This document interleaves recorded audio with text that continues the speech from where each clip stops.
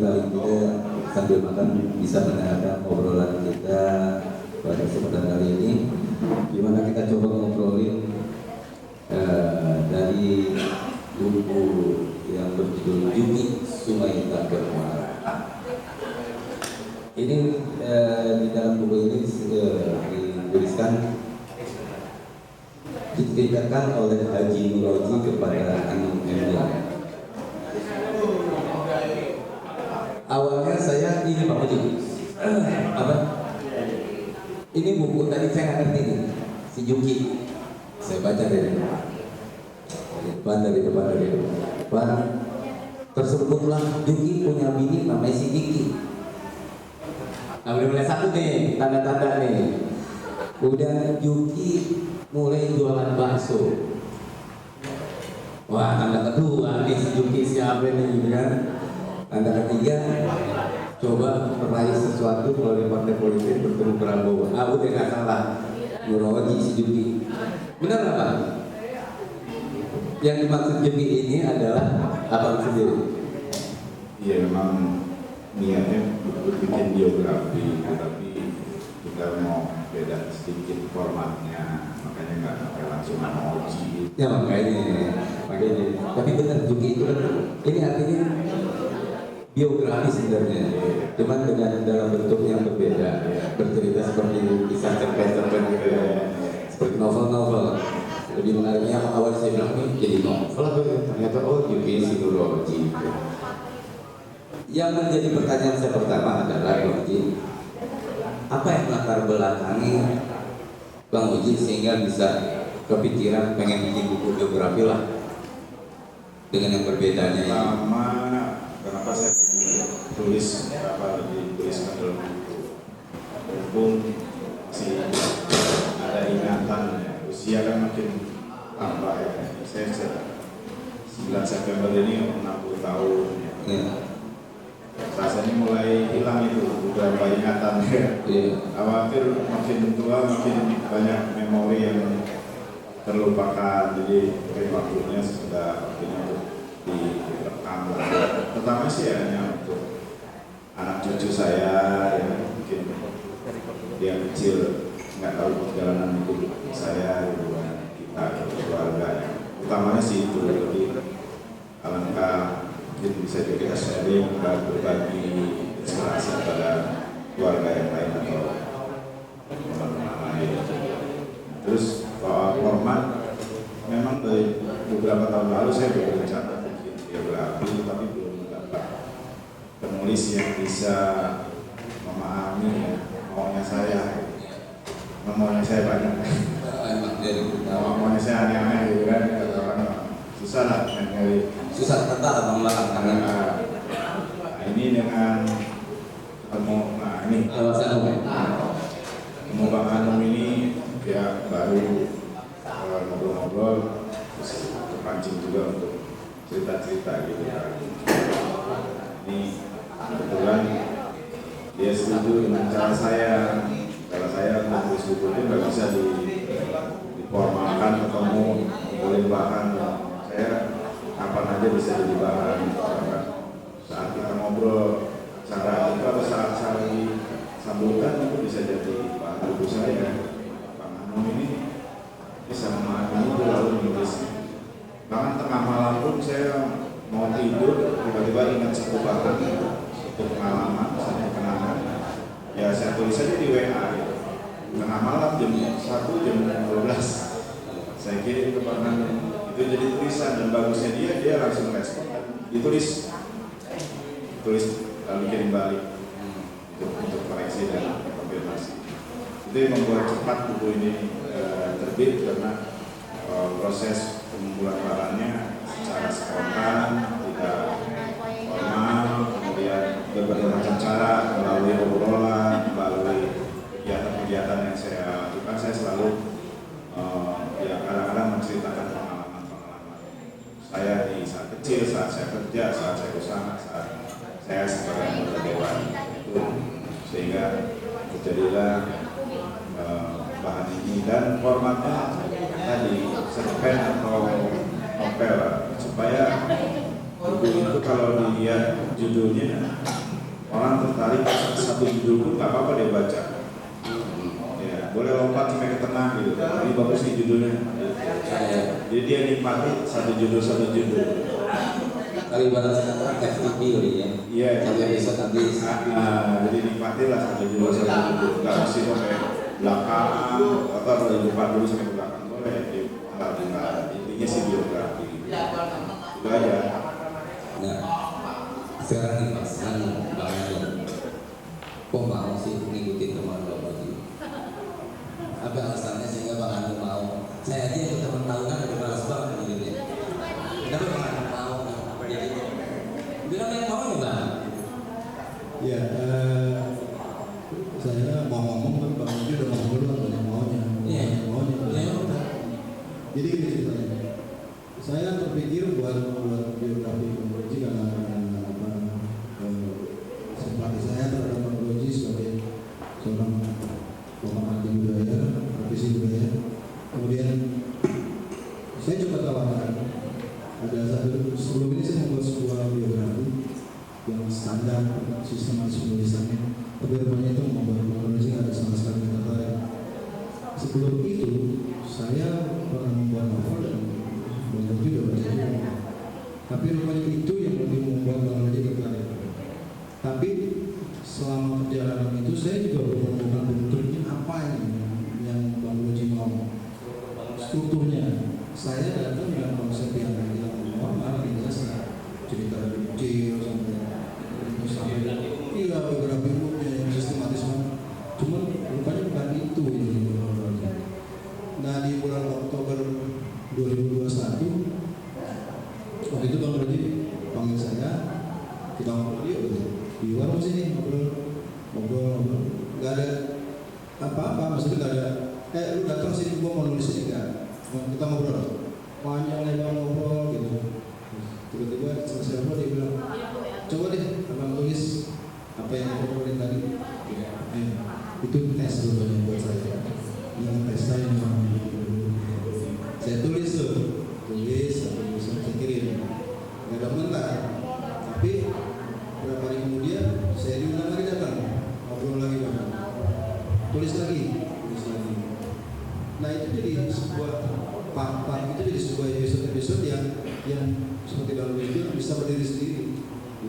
Jadi benar Pak Roji bilang tadi bahwa buku ini tidak harus dibaca dari awal sampai akhir, nyambung sekali, walaupun sebenarnya memang ada kesinambungan karena sebagaimana layaknya sebuah biografi tentu ada kesinambungan kan. Tapi kalau orang mau membaca mulai dari tengah misalnya tidak masalah, atau dari paling ujung terakhir tidak masalah. Jadi semua saya harus nangkap keinginan Bang Roji satu hal, bahwa buku ini harus memberikan sesuatu bagi pembaca, bukan sekedar orang tahu siapa gue, tapi orang memahami apa yang pernah gue lakukan, bagaimana gue bertahan ketika ada badai, bagaimana gue bangkit lagi, bagaimana gue ikhlas ketika disakiti, dipermalukan macam-macam. Itu yang poin itu yang Bang Roji mau. Itu sebabnya mungkin kenapa Bang Roji tidak mau menggunakan nama Roji di buku itu. Juki. Ada beberapa nama itu Bang ya, Bang segala macam. Tapi Bang Roji itu yang pilih Juki. Oke. Karena memang seperti yang beliau gak mau orang terpaku pada nama Roji. Beliau lebih senang, lebih suka orang stresi itu pada cerita, pada isinya. Jadi gitu. Jadi dari mulai Oktober tadi sampai kemudian terakhir saya nulis bulan April kalau nggak salah, itu sekitar 6 bulan, ya sekitar 6 bulan. Proses penulisan 6 bulan. Sebuah proses yang cepat menurut saya. Kalau secara buku biografi biasa ini prosesnya lambat. Tapi kalau orang tahu bagaimana buku ini akan dibuat seperti novel, ini prosesnya cepat sebenarnya. Seperti yang Roji bilang, beliau ada di Bali waktu itu mau ngomong saya malam-malam cerita, terus tiba-tiba dia kirim SMS banyak WA panjang lebar, bang bangin. Dari situ bisa cerita.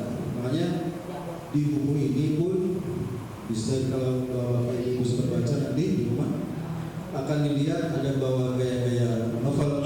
Jadi ada hal-hal yang sifatnya fiktif. Fiktif itu bukan ceritanya, tapi ada tokoh-tokoh fiktif yang ditambahkan untuk mendramatisir cerita. Gitu ya. Seperti yang tadi dimainkan mungkin itu maupun tadi agak kurang sempurna, tapi itu salah satu diri.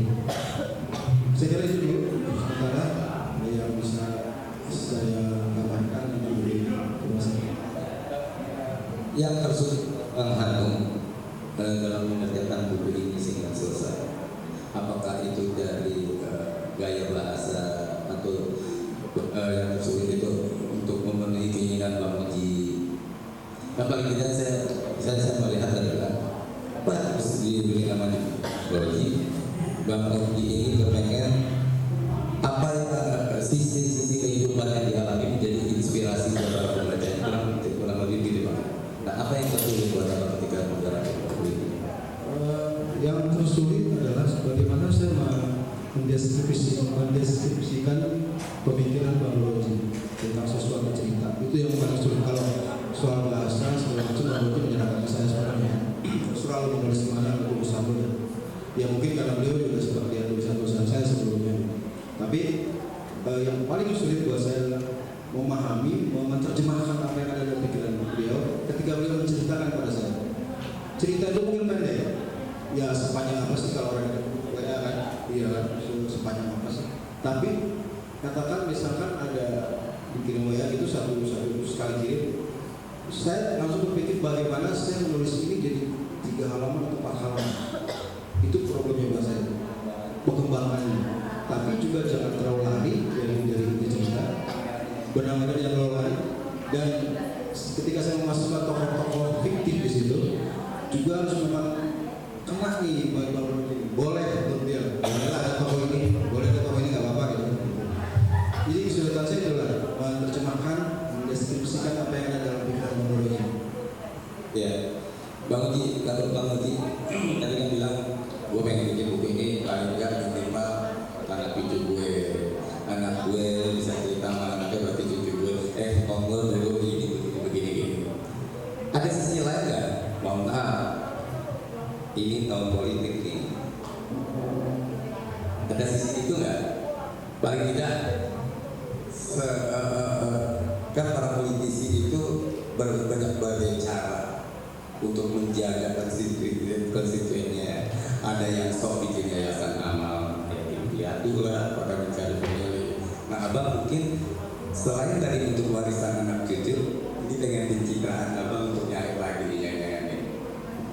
Iya, lebih tepatnya legacy ya, apa warisan. Oke. Kalau pencitraan ya penting buat politik memang penting ya. Cuma saya membuat buku ini mengikuti salah satunya tren juga sebetulnya. Biasanya para pejabat, para anggota itu kan bikin bahkan baru 4 bulan menjabat cukup ada yang bikin buku. Ya, itu maksudnya ya. Ada sayang kenangan yang dibuat baik itu kerja kita di sekarang di parlemen banyak yang mungkin bermanfaat bagi orang lain kita tulis, jadi bukan sekedar untuk alat kampanye atau campaign-nya, tapi juga menginspirasi konstituen kita atau ya mengenal saya lebih jauh lah melalui buku ini. Mungkin banyak yang tanya, wah enak video dewan gitu, padahal dia nggak tahu gue kalau jualan bakso kan. Iya. Jadi inspirasi itu. Nah tadi Bang Hanung ceritakan memang buku ini sempat mengendap, saya endapkan 1 bulan lebih setelah ditulis. Nah 1 bulan lebih saya nggak apa-apain, saya endapkan. Artinya nggak langsung saya cetak, tapi saya renungkan kembali apa perlu saya tulis itu, apa perlu judul ini, apa perlu ini, saya benar-benar saya evaluasi, apa perlu saya kasih tahu orang yang bab ini. Lalu itu satu isinya. Kedua, penulisannya juga saya sedikit ubah strukturnya. Beberapa Bang Hanung mungkin setiap cerita judul, nah itu beberapa judul saya gabung. Jadi kemudian sudah kalau judul aslinya banyak sampai hampir 50-an kali ya. Itu hasil perenungan saya. Ini sebenarnya benang merahnya sama, saya jadi satu supaya ceritanya. Jadi kita sama-sama ini mencari bentuk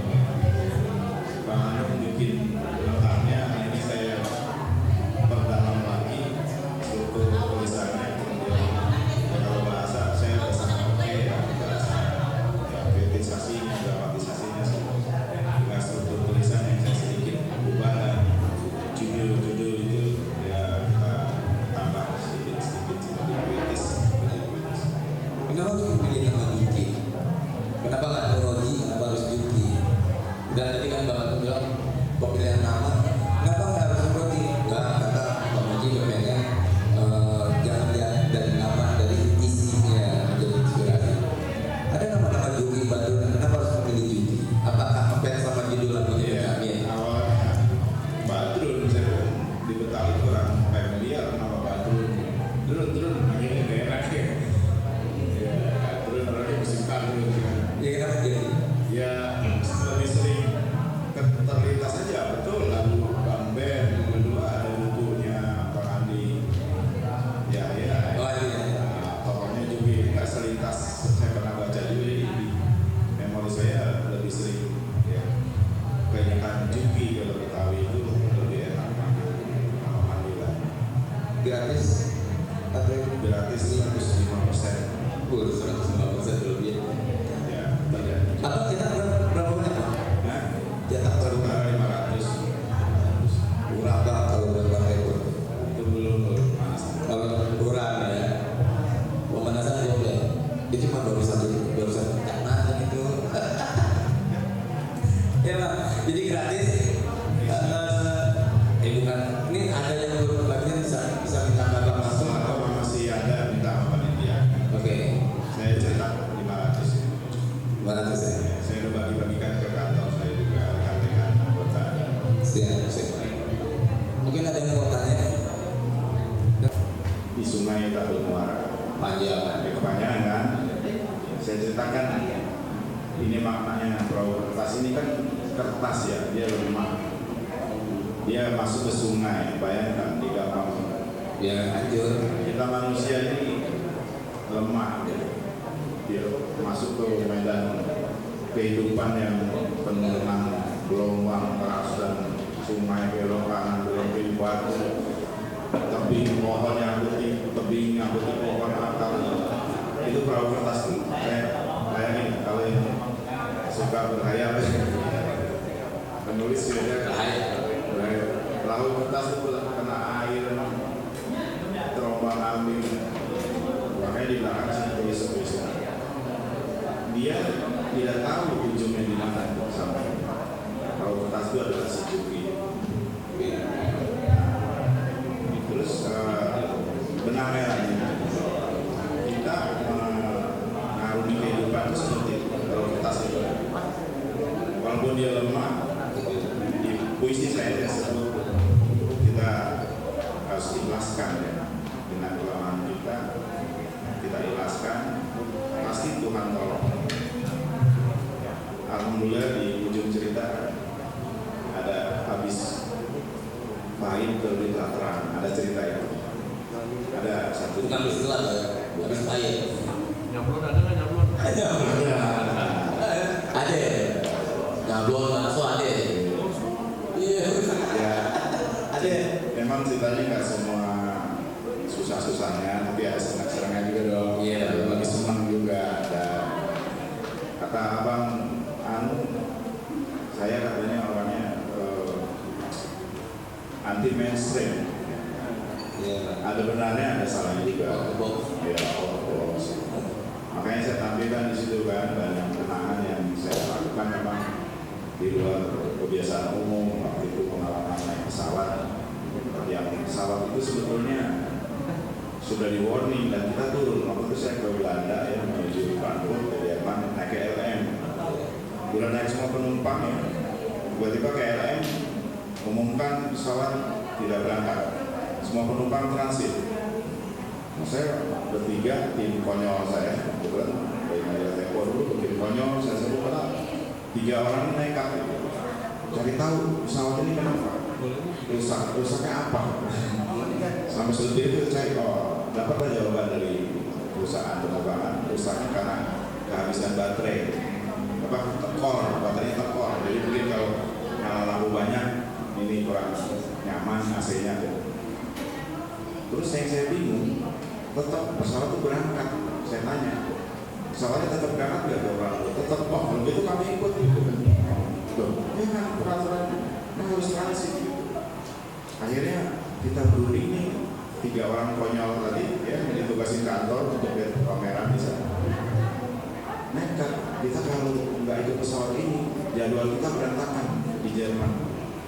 Berangkat saya bujuk rayu sama si pilot sama teknisinya sama pramugari, tolong kami diangkut juga. Kalau tuan-tuan berangkat ke Frankfurt berani, kenapa kami tidak diangkat? Wah, dari situ si awak pesawat ini bingung, ini orang gila tiga-tiganya, agak mau ngalah, dia mau diangkat juga ya. Diadakan ritual penyambutan orang gila itu. Saya dari mulai pramugari, pilot apa itu berdiri menyambut di tepokan ini lah, 3 orang konyol itu pesawat rusak gitu kan. Saya nggak kepikir itu jatuh, enggak pesawat, baik penting bisa nyampe. Ada kata-kata tadi ya. Logikanya apa? Lo dia aja pramugari pada naik kok berangkat. Jadi penumpang lain juga lo itu. Gitu. Mungkin kalau naik 3 pesawat, 3 orang nggak jatuh kali ya. Iya kali ya. Pikiran saya begitu. Aku nggak kita naik pesawat. Di dalam pesawat tuh dapat referensi yang luar biasa karena kekonyolan tadi ini 3 orang Indonesia konyol nih, pesawat rusak dia mau ikut terbang juga. Silakan tuan-tuan duduk di kursi yang mana, nomor berapa, VIP atau bisnis apa ada. Makan silakan yang menu yang paling silakan, semua itu pramugari. Biar kosong. 1 orang tidak ada pramugari 4 lah kira-kira. Baik, ada diabadikan. Boleh saya foto di cabin? Oh silakan, saya ke cabin ada di mobil itu cabin. Itu satu kenangan yang luar biasa bagi saya. Kekonyolan kita waktu muda, ya. Yang mungkin nggak semua orang bisa melakukan itu. Berani naik pesawat bukan di kursi, saya naik ke kabin, saya tiduran di kabin di atas itu. Silakan, kalau penumpang biasa mungkin dikasih, karena dia akan kita penumpang gila, konyol. Silakan mau duduk di mana silakan, naik aja di atas itu. Jadi itu out of the box-nya atau anti mainstream ya, mungkin gaya-gaya itu yang kenapa aku belum jadi pelanggan. Saya cukup banyak bercerita, bukan saya harus, bagi saya identitas itu penting, identitas diri ya, identitasnya begini. Sampai sekarang itu dari dulu. Ada teman-teman SMA saya di sini mungkin mengenal saya 2 tahun dari dulu. Sampai sekarang. Jadi itu bukan ya bermasalah, tapi memang kebiasaan. Ya cara-cara saya memandang kalau sudah dipilih orang ya berani dia harus lebih lain. Jadi begitu. Bebas beraksi di sini di Betawi Unggul. Ada lagi lainnya, beragam macam pilihan. Apa tuh? Ada makanannya, Ada makanan. ada pakaiannya. Pakaian. Di sini di Betawi ngumpul. Iya, rame-rame kita ke Betawi ngumpul. Ada makanan, ada baju, ada celana, Banyak. ada kue. Saya akan coba membahas ada satu puisi judul Lisensia Putika. Lisensia Putika namamu, yang menjadi kuda di savana benua, yang melaut di samudra dadangan luas tanpa layar dan jarum kompas. Lisensia Putika namaku, telah kau tempatkan diriku jadi retorika, jadi hamba sahaya. Lisensia Putika namaku, kusebut kau yang menjauhi dosa dari sumpah pada segala yang tertua, logika tanpa realita. Lisensia Putika namamu kau kusebut. Lisensia Putika namaku. Aku bukan kebingungan seperti namamu. Terima kasih. Selanjutnya ada rekan-rekan juga dari koloni seniman Ngopi Semeja dengan Ibu Shanti Art Gallery dari Bapak Nurul Jibri. Silakan Ibu Shanti. Assalamualaikum. sebagai penyair pendatang dan penulis dan mengerjakan yang pendek saja berjudul Slow Motion. Berabad-abad aku mencari dan kudapati, maka tak kuingkari apa yang datang, apa yang pergi. Keleluasaan ini adalah sekat bagiku dan kau. Keabadian ini adalah sederet ketidakmungkinan yang kadang terlupa dipikirkan. Maka kulalui hari-hari berlempat pada air yang mengalir dan taat pada angin yang berhembus. Begitu sederhana apa adanya. Terima kasih. Selamat untuk pembukaan pameran. Di depan ini bersama tamu buat saya akan coba membaca puisi. Jangan bicara denganku dengan bahasa dunia. Aku dari surga. Jangan sentuh tubuhku dengan tubuh berdosa. Tapi jaga ladang yang baru sekali digali. Anak minta ditimbang, ladang minta digentang, lalu panggil aku, harus ditata. Dengan bunga itu, darah yang mengalir dari duka dan cinta. Terima kasih. Sebuah puisi pendek dari saya. Waktu telah menjadi gelisah. Langit mengelupas, awan-awan bergeser membuat jalan cahaya matahari. Baling-baling letter melumah wortel dan tomat, seperti mesin-mesin penghancur bahasa. Mimpi-mimpiku berjatuhan dari tempat tidur. Aku minum jus, aku melupakan waktu, juga melupakan pisah yang rusak. Terima kasih.